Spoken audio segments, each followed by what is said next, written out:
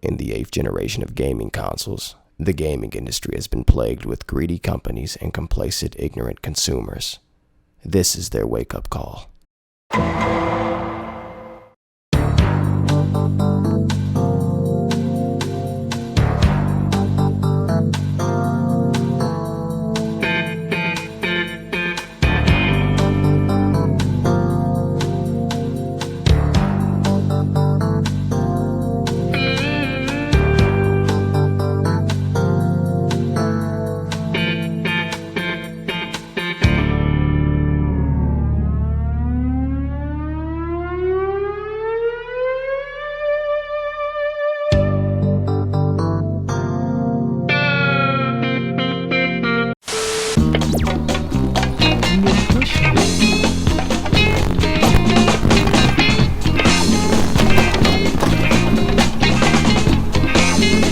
Before we begin, there's a couple of things you need to know.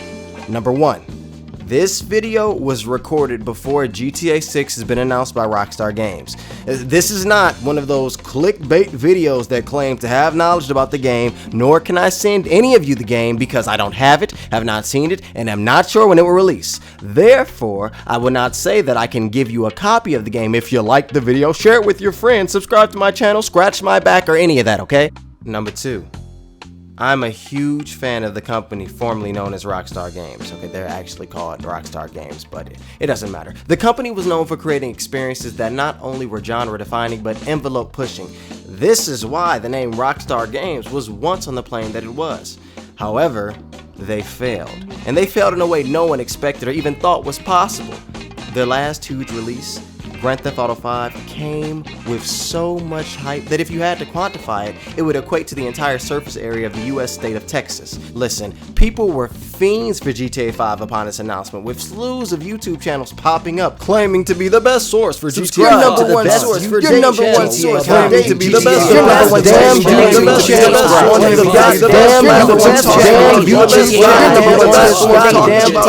talking about GTA 5. The hype was ridiculous, but I subscribe to all the channels because the one thing that was for certain, the expectations created from the hype of Rockstar's next entry in their world famous franchise would be met. Why? Because it's Rockstar, duh! They created GTA 3, the game that started the open world shooter motherfucking genre. They created GTA Vice City, the game that allowed you to be in an open world in which you shot a motherfucker, but this time you was in Miami, my dude, in the 80s. They created San Andreas, the game that allowed you to be in an open world in which you shot a motherfucker, but this time you actually called them a motherfucker. Why you did it? Because you was a gangster in California. Well, no, Nevada. Well, both of them. They created GTA 4, a game in which you shot a motherfucker in a post 9/11 New York. Hey, I liked the game, alright? Y'all that thought it was boring went into it not expecting a dramatic narrative, okay? You want to go to pew pew die, bitch, pew pew, I'm the motherfucking man route. But instead, you got Nico, it's Roman. Let's go bowling. Hey, and can I say this? That wasn't even that annoying. It barely happened. You know what was annoying, or what is annoying? Playing GTA Online with my friends and Brucey calling me up while I'm sprinting so I accidentally answer the phone, and then him talking about some ball shrinking drug that messes up your visibility while playing. Now that's annoying. Alright, I wasn't supposed to talk about that until later on, but yeah, GTA 5 was gonna be sweet, and everyone knew it. That's why everyone bought it. To this day, GTA 5 is on the top 20 games sold weekly, and it came out in 2013. But that's where things took a turn. See, Rockstar had confirmed that GTA 5 would get post-release content that continued the single-player narrative, and I, for one, was really looking forward to it. Spoiler alert, the shit never happened. Why? Because GTA Online made Rockstar and their publisher Take-Two Interactive, quote, at least $500 million, end quote, from its time of release, being 2 weeks after the initial launch of GTA 5 up until 2016. 2019. Now let that sink in. A free online mode to a game profited, quote, at least $500 million, end quote, in a little under 3 years. And that's 2 years ago. That's not even including how much money they've made from then until now, which is probably well over $1 billion. And I should also add that this number came to be after Leslie Benzies, the former president of Rockstar North and producer of the Grand Theft Auto series from GTA 3 all the way up to Grand Theft Auto Online, sued Rockstar and Take-Two for $150 million because he says that is what he is owed in unpaid royalties. Now, I'm not going to go all into the lawsuit, but if you want more information, you can check the description. I'll have some articles down there talking about it. If Rockstar and their publisher, Take-Two Interactive, can make all of that money from microtransactions within the online component to their game, then what incentive do they have to create single-player DLC? It's a backwards business decision that would result in them spending more money, so instead, they focus on the service component, and the president of their company is booted out. Oh, I'm sorry, I mean he resigns. Now, again, I don't have much to say about the lawsuit, but I will point out that the Benzies lawsuit has to do with him being owed unpaid royalties, and the consumers did not receive the content that would be somewhat costly for Rockstar to create. Rockstar and Take-Two definitely have a money-centric philosophy, as do all companies, but my issue is that it affected Rockstar.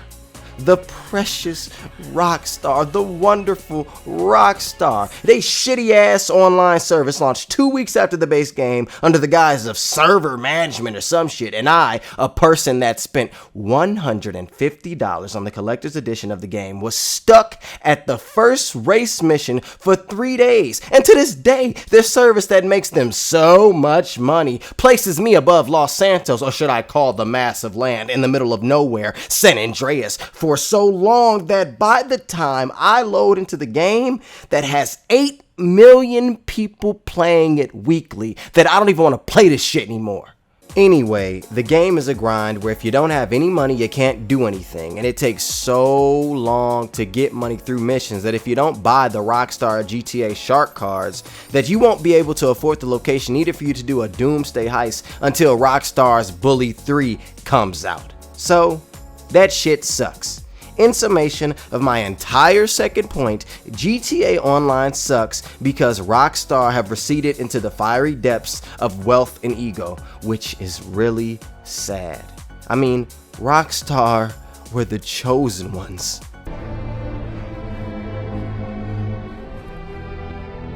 You were the chosen one! It was said that you would destroy this Sith, not join them! Bring balance to the Force, not leave it in darkness! I hate you!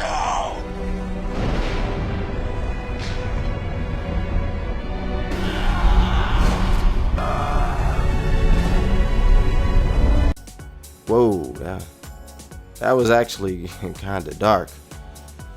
Well, that's what it felt like Rockstar did. They betrayed us, talking about, I can't play these missions because I didn't spend more money for the game. Take-Two talking about all their games will have microtransactions, and I get it. They put a lot of effort into their games. I'm talking about Rockstar to be specific. And they deserve the money they get. The issue is that us consumers get the short end of the stick. Why is it that some missions are locked behind paywalls? Why is it that your previous game made so much money and it is so hard to play it online without being reminded that you can afford to? Not to mention the other things that were cut out of GTA Online, talking about the stock market. How do I use it? How, Sway? Why can't I use it? Because it would eat into the bull shark sales. What about being able to go to the casino? There are audio files that I will link below in the description in which the casino is mentioned of being able to go into and gamble. Is it because the ability to purchase the in-game money along with the being able to gamble if the casino was open could lead to underage gambling?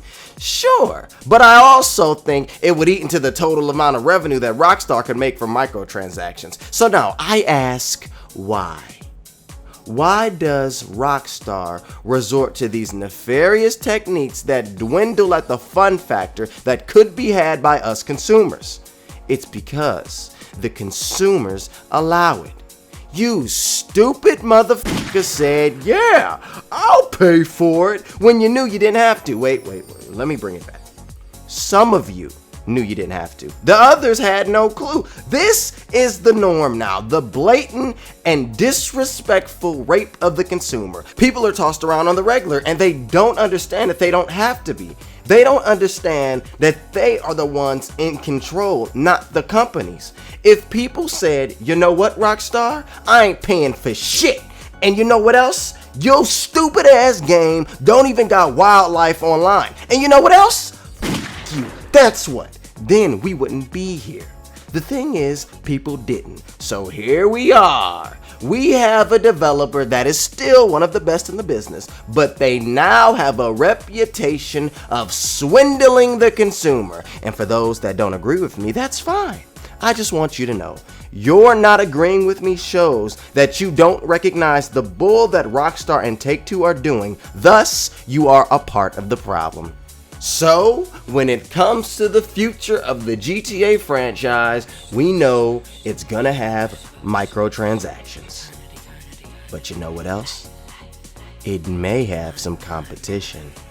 Wait, I'm sorry. I'm gonna try that again. I'm just gonna try that. I'm gonna go do that again. Okay.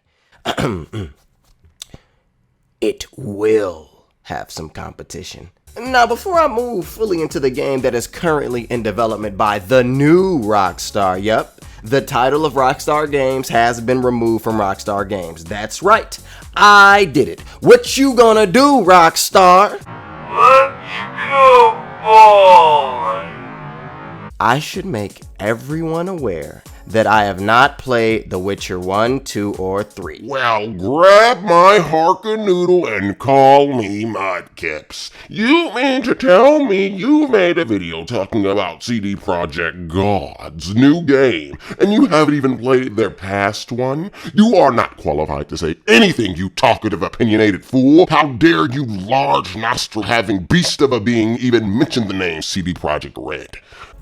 Well, I think that the fact that I haven't played the games but can recognize the brilliance within their team says a lot. And I think this will have a bleeding effect on the general public, as it did with the press when they saw the 50-minute private demo. Bastards. CD Projekt Red has already said what they think about the consumer molestation practices done by these other companies, which you could just throw out the window and say, but why would you believe them? And sure, that's a great sentiment to have. You shouldn't believe these companies. However, that doesn't mean that your disbelieving of the company's words should equate to being blind at their history, present, and their future. Their past contains no bad business practices that I can recall or find. Their present contains the total defamation toward the idea of being assholes with their leave the greed to the other stance. And their future looks bright with not only a genre-defining game, but a game that could define a generation. And when I say a game that could define a generation, I am not talking about the current 8th generation with the PlayStation 4 and the Xbox One. I'm talking about the next generation, the 9th generation. And I'm saying this because CD Projekt Red has already confirmed that their next game will be on the next generation platforms, which at the time of this recording are unannounced. Okay, but why? Why am I placing CD Projekt Red's next game on this level of greatness? Because of the position that they're in. Rockstar has screwed up so bad that there is now space at the top of the food chain, and CD Projekt Red's next game may place them up there. So yes, I am saying that we could have a savior coming, a game that not only could stand toe-to-toe in quality with Rockstar's next entry to their GTA franchise, but a game that could influence it. I am talking about a game that could make Rockstar, for the first time, shake in their diamond-encrusted boots. I am talking about a game that could very well be better than Grand Theft Auto 6. I'm talking about CD Projekt Red's Cyberpunk 2077.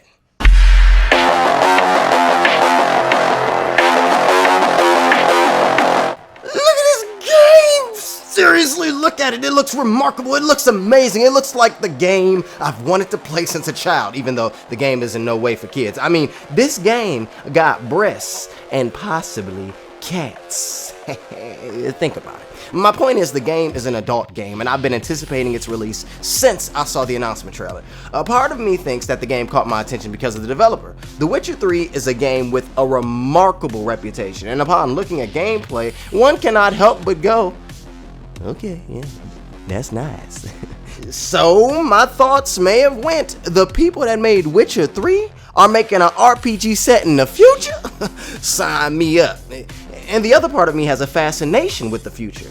I love sci-fi games, and I'm not just talking about Halo or, okay, I can't think of any other game that I wouldn't be talking about. Oh, but I love the Deus Ex franchise. Now, I started with Human Revolution. You started with Human Revolution? What about the first Deus Ex? You potty-playing platypus. I bet you didn't even know that Deus Ex Human Revolution is a prequel to the first Deus Ex. You're not a gaming aficionado. You are a trend-following Columbus with the brain capacity of a 9-day-old worm. And Human Revolution was something that grabbed my attention and kept it.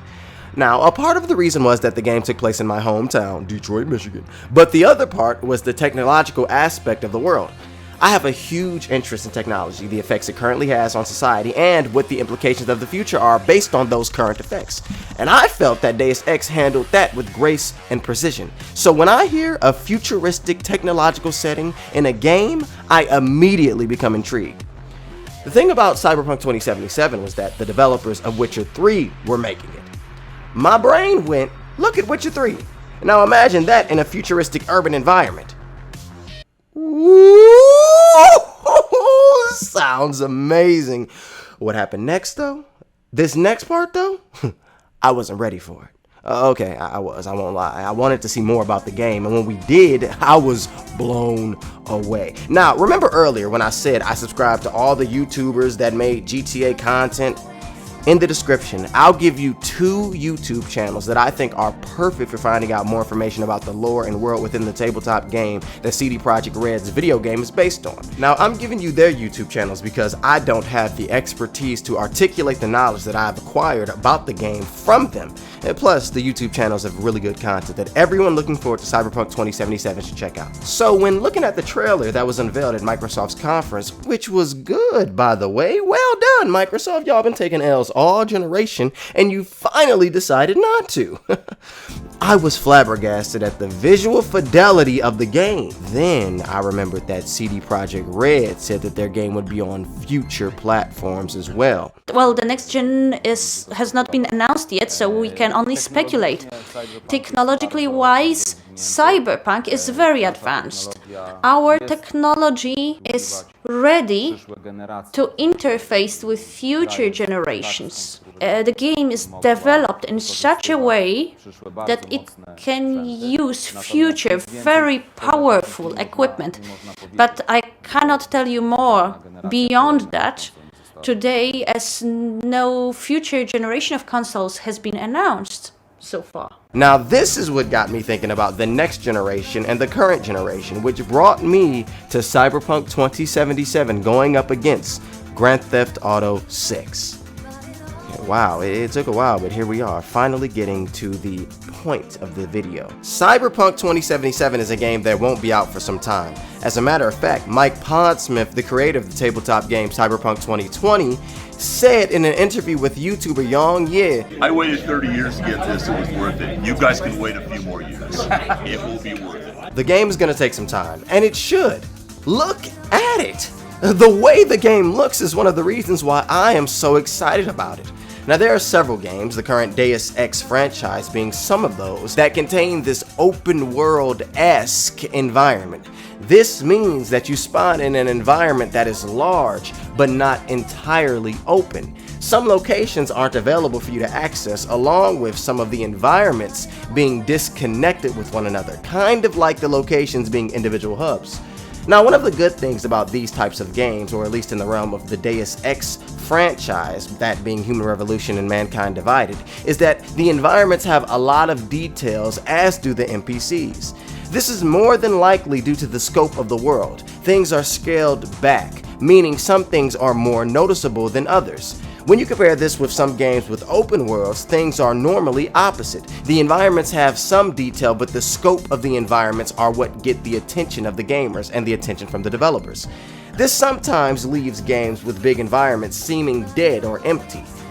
Then you have games by Rockstar which tread in the middle, meaning their games have a lot of detail and the scope. Now, nothing is perfect, but their open worlds are normally the ones with the most life, because Rockstar gives their games life, or at least the illusion of it. When looking at the Cyberpunk 2077 trailer, it is immediately apparent that the focus is on society in Night City, the fictitious location of the game, in 2077. We see the details of the individuals, the ways of life on an intimate, close, and personal level. This isn't a facade either. Those that saw the demo were flabbergasted at the amount of detail put into this game, and it shows. Bringing it back to the graphics, one of the reasons why I'm excited about the visual fidelity of the game is because I am aware that the game will more than likely look extremely similar, if not better, than this trailer on next generation hardware when it releases. How do I know this? Now, number one, this is actually in-game stuff, okay? This is what the game will look like, or what the game currently looks like. This has been confirmed by the reporters that saw the gameplay, but I didn't see it. And I'm not just saying this is how it's going to look based on the perceptions of other people, or based on the fact that it says in engine at the bottom of the screen or whatever. I know this because there was something within the trailer that went unnoticed by CD Projekt Red before they exported it. If the game was a CGI video, this wouldn't be there. This minute accident that is only visible to those looking close. Okay, I'll stop grabbing at your anticipation and just show it. That right there. Did you see it? I'll play it again. Maybe I need to zoom in. That. Look, the person disappeared. Now I know what you're thinking. How would that prove that this is actually what the game looks like? I'll tell you. Because in video games, characters spawn and despawn. We witnessed a character despawn, proving that this was not a staged CGI thing. This was an in-game scene recorded using their in-game recording stuff. Look, I don't know what they use, but I do know that when I noticed that, I said, yes, absolutely. This is what this game will be. It will be a true role-playing game that is first-person, super detailed, with some buildings being accessible, meaning indoor environments that create their own atmosphere, further pushing the scale of the game. Open world with main missions and tons of side missions. Detailed character customization, a narrative that is tailored to your own experience and choices, the ability to interact with NPCs in ways one would not expect from a game of this magnitude, and a replayability factor seemingly unlike any other game that I have thought of before. This is a game that will blow all other games out of the water. I mean, there's only one game that I think could match CD Projekt Red's masterpiece, and not just scale, but detail as well. And that game is Rockstar Games' Grand Theft Auto 6. The release of the games, and I am assuming, but the more I think about it, the more likely I can see it happening, may be within the same year, with both of the games launching on this generation and next generation platforms.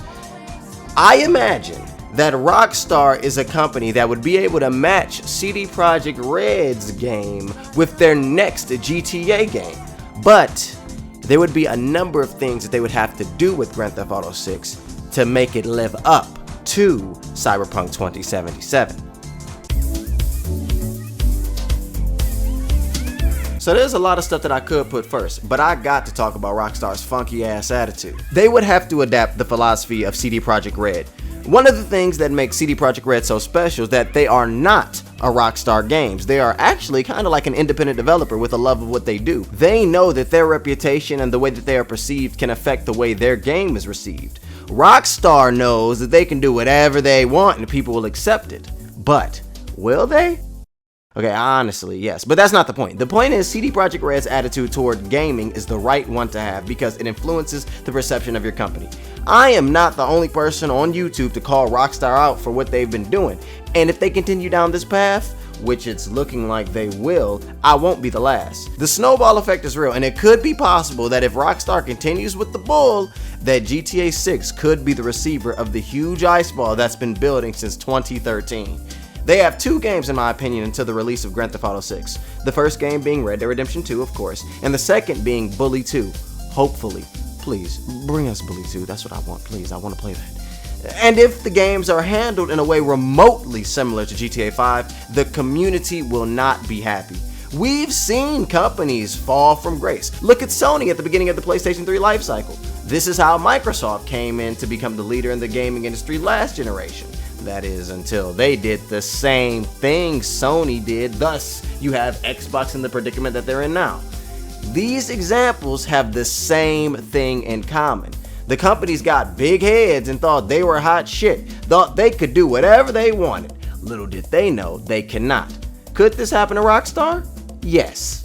Perhaps it wouldn't be as dramatic because of how their game is recognized, but it could happen.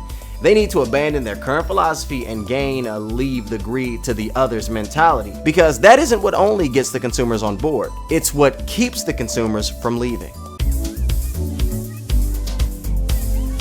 Listen, your game gotta be sweet, it has to. Cyberpunk 2077 is an ambitious title, as I'm sure Grand Theft Auto 6 will be, but there are some distinct differences between Cyberpunk 2077 and what can be assumed will be in GTA 6. If we were to use GTA 5 as a current idea for what GTA 6 will be, then there is a whole lot of work to be done. The large map with missions that do not take full advantage of it is a no-no, let alone the half-ass skill system for 3 characters that was within GTA 5. I mean, does it make any sense that you have a strength skill and you cannot increase that skill by going to the gym? I mean, there is an outdoor gym at the beach in the game with NPCs there. Why can't we use it? So how do you get your strength up? By punching people. That's it. GTA 6 needs to grow from the ideas placed within GTA 5, which, interestingly enough, seemed to be the backtracking from a game we had already received from Rockstar. The skill system from GTA San Andreas is a great place to start. The game had a system in which you could control the look and feel of your CJ, making him feel like your CJ. He could become overweight if you consumed a lot of Cluckenbell, or he could be buff if you spend enough time at the gym. You could learn different fighting styles. This system just allowed for your character to feel like your own. Why didn't Rockstar go this route with GTA 5? I don't know. Perhaps the 3 characters are supposed to represent the different types of GTA players, and they felt that was enough. In my opinion, it wasn't. It felt half-baked and left me as a gamer even wondering why there were skills to begin with. Sure, each character has their specialty, but the skills ultimately did little to nothing within the game.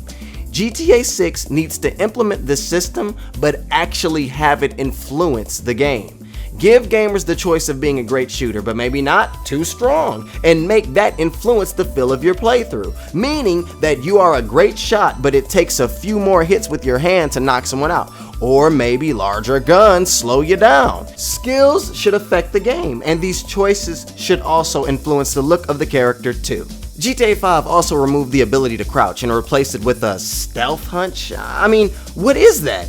Looks like a bad case of scoliosis. I remember before the game's release that there was talk about going into stealth mode. I thought that the complete removal of crouch meant that the game would allow for the players to approach things from the angle of being stealthy. To me, the replacement of crouch was a big deal, and it would have to impact the game in a huge way. I remember reading about how this would carry over into online too, in more ways than just your footsteps creating a sound cone on the map, but your voice chat doing the same as well. The thought that me as a gamer speaking in a mic while doing a stealth heist with my friends could alert guards or police of our being there, thus changing the gameplay, was such a cool concept. But it really wasn't there. None of that meant anything. I mean, the game could have at least had stealth segments similar to being able to break into people's houses in GTA San Andreas, but no. The stealth hunch was another half-baked addition. Cyberpunk 2077 allows gamers to approach their missions however they want, with those that saw the demo saying the option to draw your gun was always there, along with the ability to be stealthy using the knife arms we saw in the initial trailer. GTA 6 needs to take the hands-off approach and allow us gamers to tackle the missions how we want to. If they have a stealth hunch instead of a crouch, let it change up the gameplay. Make it be something that the gamer that loves being stealthy can actually utilize. Have it be a skill and allow it to reinforce that type of gameplay. And it should be vice versa. If I want to be a mixed martial artist, then let me be one. If I want to be able to shoot a guy's cigarette out of his mouth because I am so accurate, then let me do that. If I want to be able to beat the mess out of one dude, pick up his gun, shoot his friend, grab another guy and use him as cover while I shoot someone else, kick another guy in the throat, take his money, run to his car and drive away while the gang and police chase me, then I should be able to do that. And I should be able to do that because it is allowed, not because I am told to. Cyberpunk 2077 allows for you to have control over your character. Maybe not the being able to grab an enemy thing, but you are able to go hand to hand, run and perch on walls like a ninja, or go guns blazing. This type of control in an open world game is what will make it stand above the rest. Grand Theft Auto will need to follow suit, because if they don't, it could be real bad for Rockstar. The main character. Now, this isn't something I'm worried about when it comes to both of these games from a narrative level. I have full confidence in both CD Projekt Red and Rockstar Games when it comes to their ability in telling stories. However, the ability to make your own character is one thing that I think will place Cyberpunk 2077 on another level in comparison to Grand Theft Auto 6. The solution for this is not for Rockstar to allow us gamers to create our own character though. I think the solution is what I mentioned earlier. Allow the gamer to have control over their character. We know that Rockstar likes to tell narratives that people can connect with, and they still can. How about they just allow us gamers to have control over the look and feel of the character? Combine GTA 5's take on making Michael, Trevor, and Franklin your own with San Andreas' take on making CJ your own. Maybe even allow those changes to your character to influence the story in subtle or blatant ways. An example of the subtle way could be that your main character is conversing with someone, be it in a cutscene or during a car ride, and the person that your character is talking to makes this offhand comment like, "Yeah, so, I was talking to so-and-so and he's kinda big, like you," or, mention some tattoo or anything. I don't know, whatever your character has, they just acknowledge it in a subtle way. An example of a blatant thing could be your body type or skills allowing you to do certain things in missions that you would not be able to do otherwise. Meaning, if your character is strong and something falls, I don't know, your character is able to push it or lift it and things like that. But if you're not strong, then you have to go about it a different route. Say if it's something blocking your way, you then have to find a different way around getting past this obstacle instead of going the physical route. If you learned how to properly fight, maybe you can take on 7 dudes barehanded. But if you didn't, you may have to pick up a weapon. If the police or whatever is happening, maybe you can't run away on foot because your stamina is too low and you have to find a vehicle. Things like that. Giving the player control will propel the game forward. Cyberpunk 2077 also gives the player control over what they say too. Now, I don't think Rockstar is going to ever implement this dialogue tree aspect into their games, but giving the player control over what they're able to do is something that could equate to dialogue trees. Instead of having a mission say, go on top of the building to get inside, perhaps it just says, find a way inside, and you as the gamer are given the free range to find out how, with there being multiple ways to get inside. You can use the front door, the back door, the side door, the roof, maybe put on a disguise, bribe the person at the front, shoot your way past the person. Give the gamer options, and have those options feel real and not just hollowed out. Meaning that if I make a decision, there is a true acknowledgement and consequence. Rockstar shouldn't take a Ghost Recon Wildlands approach to this. It should be more like Hitman, with each decision being acknowledged. And each approach should reinforce or contribute to my gaining of skills.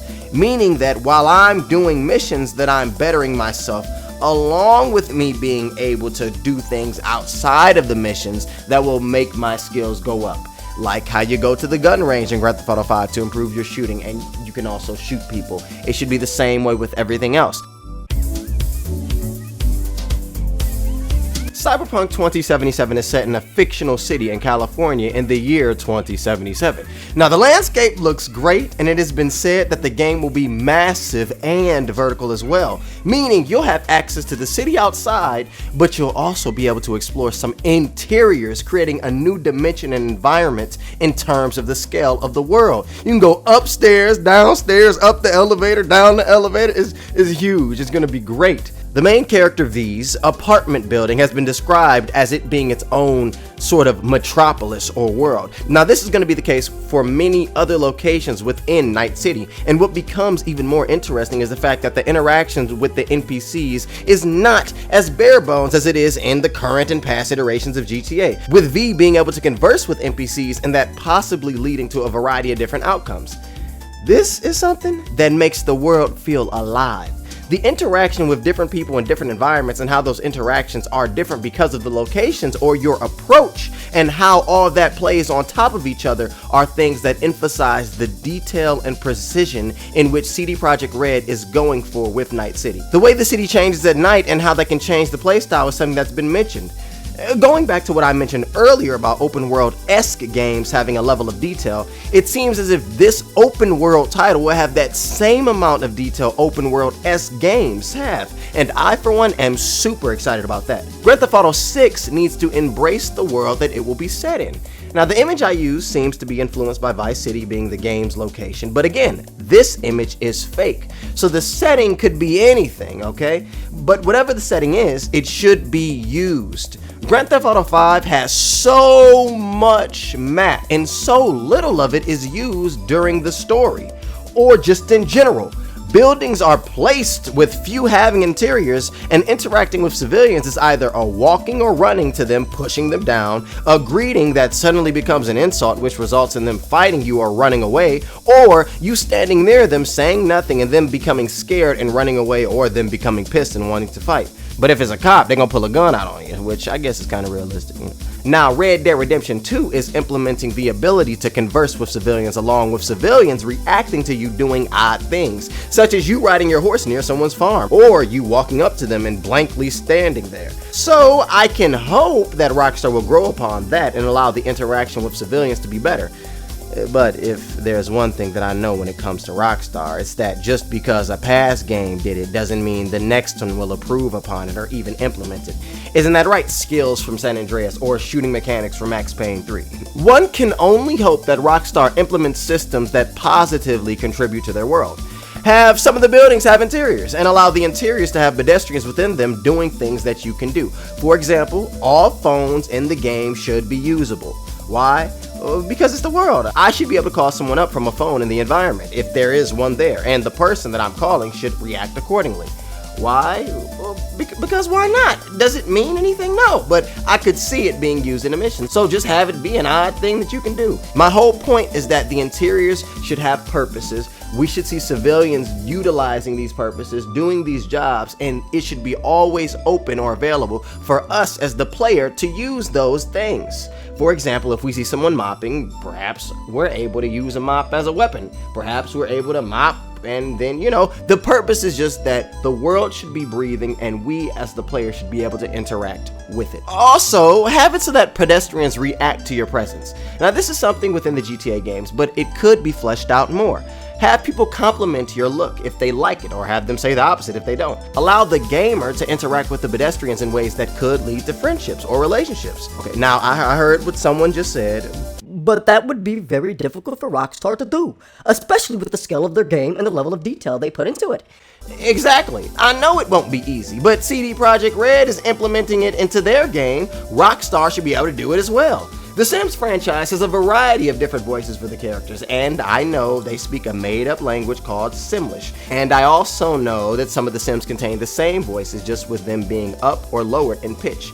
But I think the amazing Rockstar is up for the task. It would be something that could make their game at the same level, if not greater, than Cyberpunk 2077. When it comes to landscape or the city in GTA 6, I think they could take it a variety of different ways. Either have the game take place in a setting that has different biomes, meaning there is an area with snow and an area without, or maybe introduce seasons to the game. I think that could be something new that could impact gameplay. Something else that I do want to mention is that Leslie Benzies had said in 2012 during an interview that Rockstar hoped to one day make a game in which all of the GTA cities were connected, making a GTA world of some kind. That would be really dope, but Benzies did resign and sue Rockstar. That doesn't mean his idea won't come to fruition, but I don't know. If GTA 6 were to have all the cities on one map, or make a map of the US, something like Ubisoft's The Crew franchise, I would be excited and amazed. Perhaps they would do something like that. I just hope that the world has detail and substance, regardless of where the game is set. The online components for both of the games are currently unknown. We know that both games will have some form of online, but that's it. I can hope that Cyberpunk 2077's eventual online will consist of a co-op-like mode in which you and a friend, or maybe 3 others, because games like to think that we only have 3 other friends, can do missions and contracts together. Perhaps some can be user-created as well. Maybe the game will have traditional online game modes such as Team Deathmatch, Capture the Flag, maybe street races using the already confirmed drivable motorcycles and cars. Maybe it could even have a free roam mode as well. But let's hope that Grand Theft Auto 6's online isn't riddled with microtransactions and bull, and they instead opt for making the experience for the gamer the best it can be. I would hope that GTA 6 online would bring the single player experience online, meaning the game would have its own story that isn't just tailored to heist and individual jobs. This would also mean going to markers on the map to do missions, having cutscenes that consist of your character, the utilization of your character's skill within the missions, things like that. Perhaps the online component can have it when you choose to go down a life of crime or be a cop, or maybe be in the middle. What if cops are NPCs and actual players? What if criminals are both as well? GTA 6 Online has the potential to be anything, and be anything great. I just hope Rockstar recognizes that they should not create a system that encourages the gamer to spend more money. The system should be fun and give the gamer the fair option to spend additional money, not make doing it almost a necessity. Cyberpunk 2077 is a ways off, but the game has been in development since 2012, so one can hope its release is soon. I, for one, think the game will release in 2020, sharing the same year as the tabletop game it is based off of. I also think it will release on current and next generation platforms, with the next Xbox and PlayStation releasing the same year. Rockstar's Grand Theft Auto 6 is a tough one though. I do believe that Rockstar is going to go back to their annual releases as they did before Grand Theft Auto 5 came out. And if this is the case, then I think in 2018 we get Red Dead 2, in 2019 we get Bully 2, please. And it is possible that we'll get Grand Theft Auto 6 in 2020. If not 2020, then 2021, with Rockstar's promise to the PS3 Agent finally releasing for the PlayStation 5 in 2020. This is just my speculation and hope for the future though. I think Cyberpunk 2077 is a game that will set a standard, and I just want Rockstar to realize that other developers are capable of doing things that can push them off of their mantle that they so comfortably sit on. At the end of the day, it doesn't really matter which game will be better than the other, and at this point it's pretty much impossible to give a real answer as to which one will be.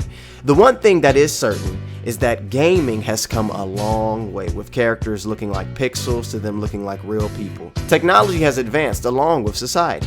The thought process of games being hard to make is a true one, but not an excuse to accept mediocrity. Rockstar created Vice City in under a year, and some call it the best in the GTA series. Rockstar has gone on record and said that the annualization of the Grand Theft Auto franchise is possible. So the reason for Vice City being what it is in such short time is not a conversation of games being easier to make in the past than they are now.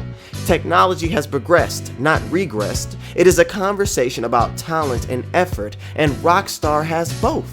The ideas that I presented in this video are possible, and more people should demand for progression and greatness. This is how we evolve as a form of media. Games are expensive to make, sure, but we pay the bill. It's not every day we get a developer like CD Projekt Red that will do the right thing. We should demand what we want. We do not need to defend these companies when we are paying them. They should explain themselves to us and hope that we are forgiving or fond of their product. Developers make the games, and we buy them, and these developers should be reminded of it. So from now on, whenever you play a game that you paid for and you aren't pleased with it, say something about it, because you paid for it. You paid someone for a job and they didn't do it up to your standard. Let these developers know that they are the developers and we are the gamers.